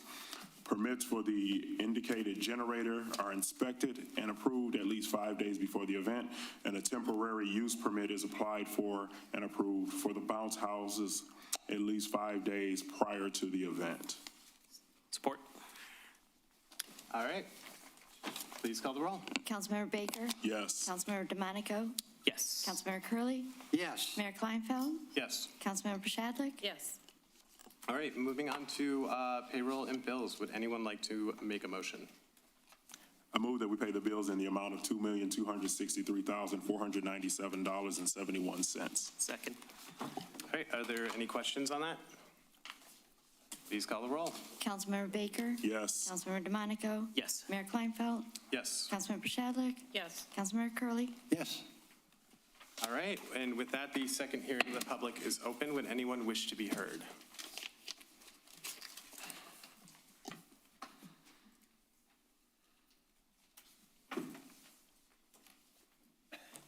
Good evening, Council. I'm here for another resident, Gloria Lopez, who was trying to make it and she couldn't. But she wanted to say thank you for everyone involved who finally got grass cut at David and Lincoln. It had been a mess. The house is vacant. The garage is almost falling down, but she said to tell you, thank you. Thank you. Thank you very much. Anyone else wish to be heard?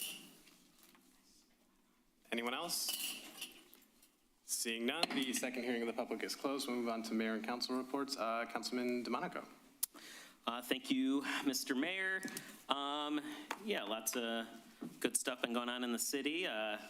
Happy Pride Month, everybody. Happy early Juneteenth. Hope to see you all at City Hall for the Arts and Cultural Diversity Commission event at 4 p.m.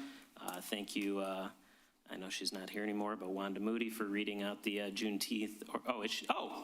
Sorry, 1, 2, okay. Yeah. guess, sorry, Wanda. Wanda is here. Did not see her. Thank you for reading out that, the proclamation. Hope everyone, see you at 4 p.m. at City Hall.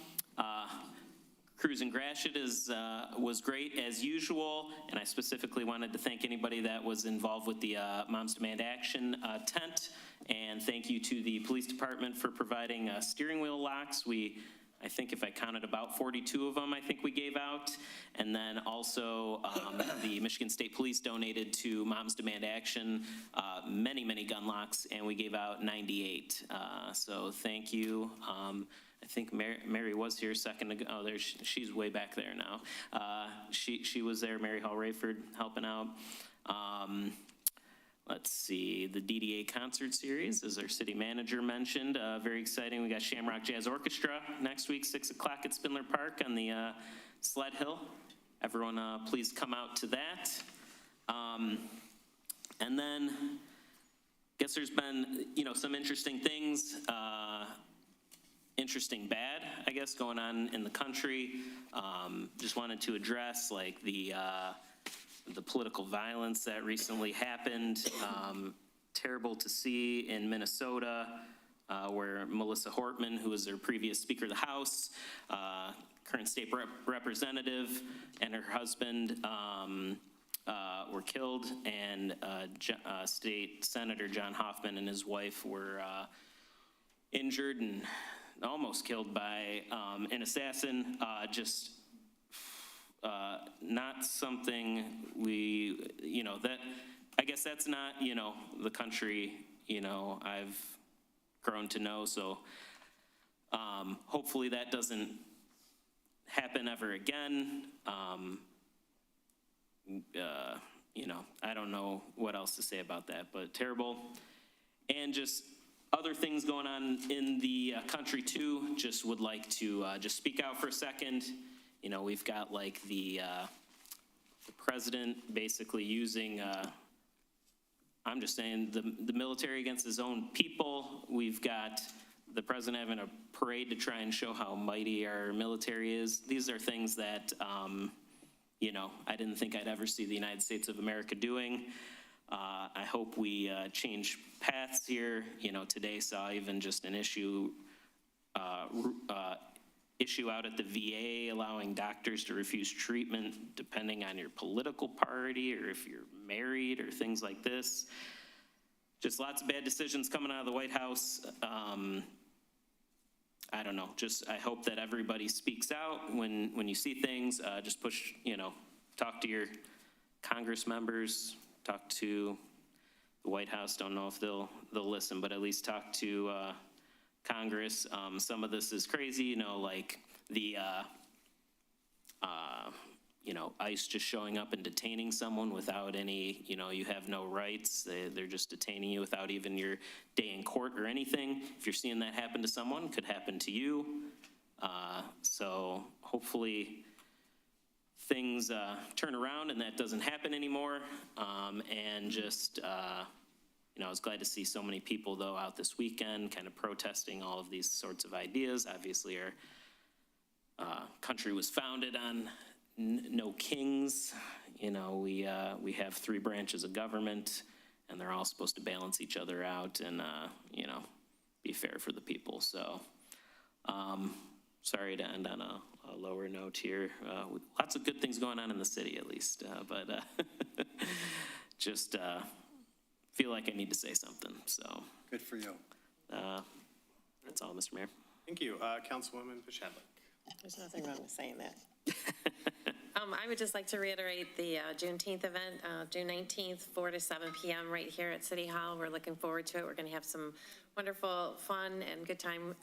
So I hope a lot of people come out to this event. We've been planning for quite some time.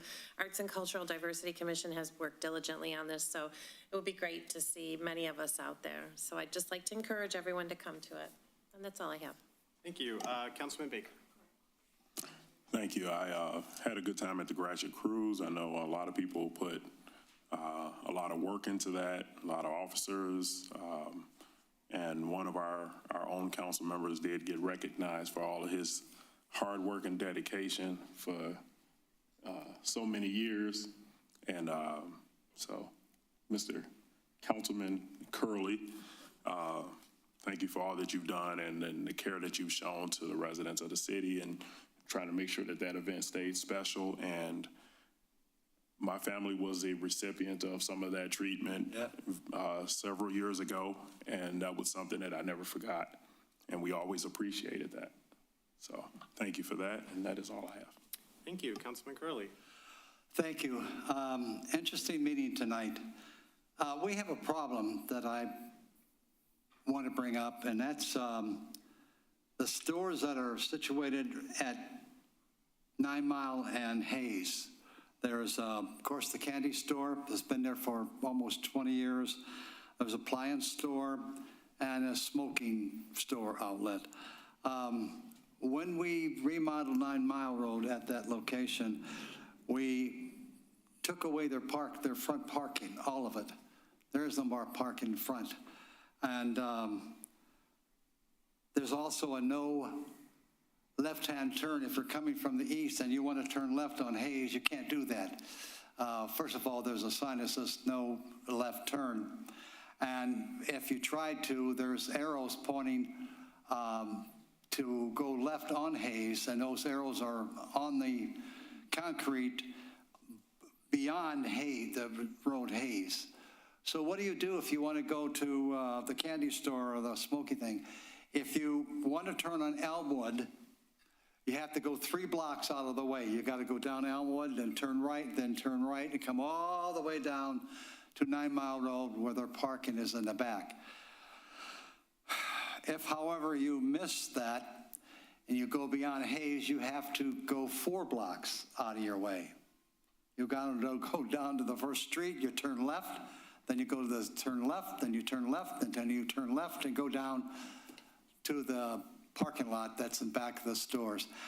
I don't know how many people realize that, particularly the first ones. The owner of the candy store told me how much he's losing now that there's no parking in front. It's quite a lot per year, quite a lot. So you can just do what we're doing now and just, well, they're not going to succeed. There is a solution, and I don't know the details. I'm not suggesting how we can take care of it, but there's a vacant lot right on the corner of Elmwood and 9 Mile Road. It used to be a house on that, so that's about the size of it, okay? And the owner of the candy store said maybe we can work something out. So I don't know what we can do to help him out there. He did kind of say something about maybe he'll pay for the parking, but that's a lot of money. So I'd like to put this on the agenda for discussion and possible solutions, maybe the next council meeting, just to kind of get a feel for it. And I would like administration in between to find out what we would sell that lot for. You know, I don't know what it's worth retail, but would we be willing to, if he's willing to pay for some of the parking, would we be willing to do something about the parking lot itself? You know, this council, not 5-0, not 5-0, but we've done some crazy things, like 4 units on Kelly Road that we sold to the gentleman for, I forgot, don't tell me. Yeah, I think so. And then we did the same thing for an organization that takes care of children. We said, I'll take the building, and we give us $1. So there's some wiggle room over there. And I talked to the chief and talked to him. I went over there yesterday and stood there, and the cars get into that middle lane to turn left on Hayes, way beyond Hayes Street. So people can go in the middle if they want, but they're going to have an accident because there's arrows going the wrong way. You're breaking the law to begin with, and you can't block up the middle road that's going to turn left on Hayes, or you can't block one of the two streets waiting for all the traffic to clear. So I just wanted to bring that out. We do a lot of things, but we're here to, if we can help people and help businesses too. So think about it, and I'll check with the administration and see what we can do. But I think we all have been to at least one of those stores on Hayes, but particularly what I call the mothballs. What do you call those things? The candy? Milk duds? Yeah, milk duds, yeah. That's all I have, Mayor. Thank you. I guess just piggybacking on that, I might suggest putting it as a closed session item on the next agenda, if administration thinks it's appropriate. Regarding the, I guess I'll just start off with the marijuana discussion. Thank you to council for being patient during that discussion. I think that really came down to a kind of a factual issue that council had to tease out and make a decision on. I want to kind of make a comment sort of towards the Planning Commission and those who were on the committee for the licenses. I think we have a gap in our ordinance that we need to address, especially going forward. I recognize that the Planning Commission and the committee that reviewed the licenses spent a lot of time making determinations, reviewing plans, making recommendations, and ultimately making decisions. And I think the way to respect that is really tighten up our ordinances going forward so that you're not spinning your wheels and then not getting out of it what was intended. So thank you to everyone for, thank you to the Planning Commission. I understand why it took 2 meetings and a lot of time to discuss that issue. I'm very excited about the splash pad. I think as soon as that's coming along, the loss of Kennedy Pool was a really big loss. So I'm really excited to see that get built, and it's paid. We've got grant money paying for it. So.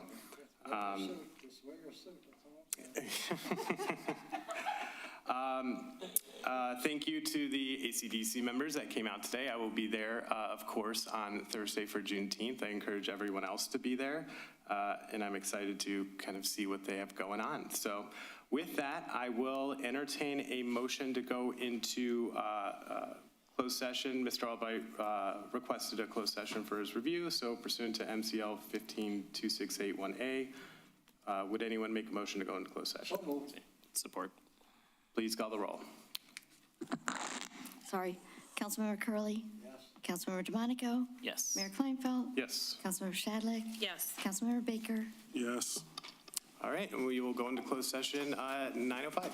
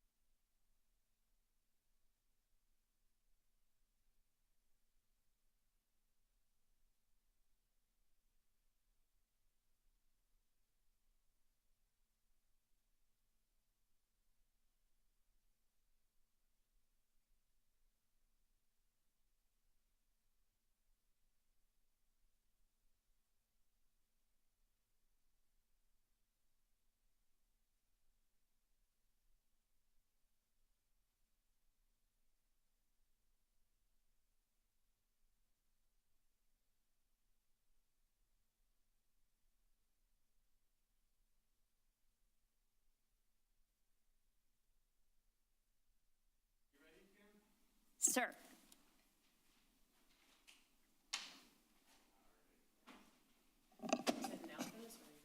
It doesn't matter. Oh, no. All right, going out into open session and reconvening the meeting at 9:55 PM. Can I get a motion? Motion to adjourn. I'll second that. Please call the roll. Councilmember Baker? Yes. Councilmember DeMonico? Yes. Councilmember Shadlick? Yes. Councilmember Curley. Yes. Mayor Kleinfeld? Yes. Thank you. Meeting adjourned at 9:55.